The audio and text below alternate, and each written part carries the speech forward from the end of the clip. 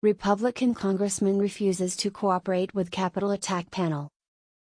Scott Berry, a Pennsylvania Republican and the first sitting member of Congress to be requested to provide documents and sit for an interview with the committee investigating the Capitol riot, said on Tuesday he would not comply with the panel. The news came shortly after Donald Trump provocatively announced that he will hold a press conference at his Mar-a-Lago resort on 6 January, the first anniversary of the deadly attack on Congress. Perry's refusal to appear sets up a potentially fraught battle if the panel decides to subpoena him and he, like other Trump allies, decides to ignore that too. The committee has already recommended other no-shows, such as Trump aide Steve Bannon, be prosecuted for their non-compliance. Perry claimed the 6 January committee was illegitimate, and not duly constituted under the rules of the U.S. House of Representatives. Successive court rulings have said that the committee was properly formed and does have the investigative powers it is using. The House Speaker, Nancy Pelosi, rejected an attempt by the minority leader, Kevin McCarthy, to put Republicans including Jim Jordan of Ohio, a close Trump ally and a subject of investigation regarding the Capitol attack, onto the 6 January committee. Only two Republicans, Trump critics Liz Cheney and Adam Kinzinger, are now part of its work. Trump announced his press conference in a statement replete with familiar invective and lies about supposed electoral fraud and the House committee. "I will be having a news conference on 6 January, 2022, at Mar-a-Lago to discuss all of these points, and more," he said.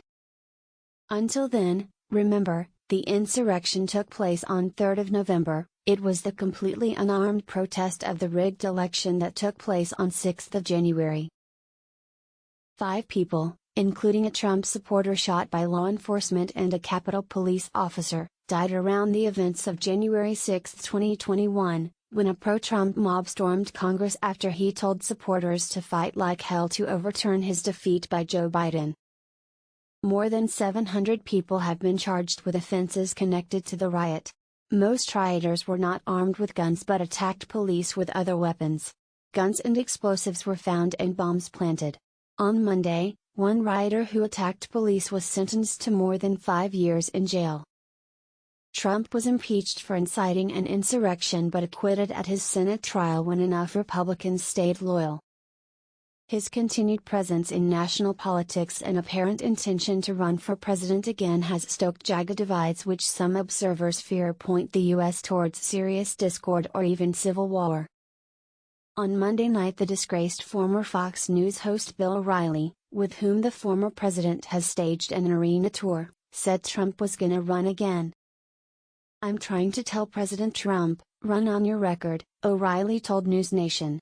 "I'm trying to tell President Trump, run on your record."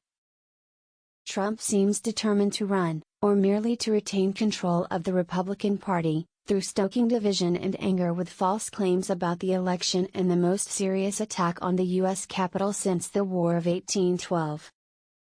In stark contrast, Pelosi has announced that Congress will mark the first anniversary of 6 January in a spirit of solemn observance. "Preparations are underway for a full program of events," she said. "Preparations are underway for a full program of events." The 6 January committee also expects to stage events in the new year, with public hearings as it closes in on Trump's role in the riot. On Sunday, Kinzinger said the panel would determine if Trump committed a crime. "Nobody is above the law," he said.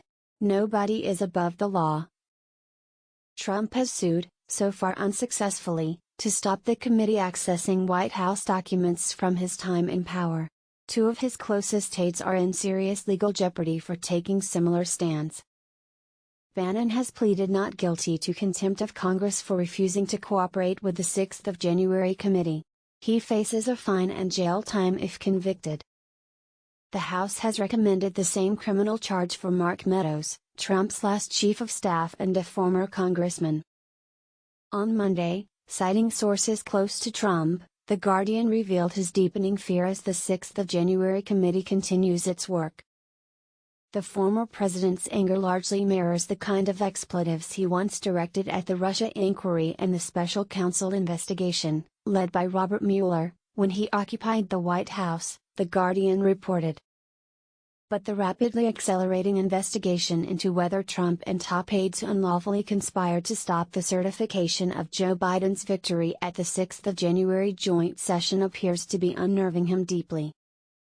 What did he say about Mueller? I'm fucked.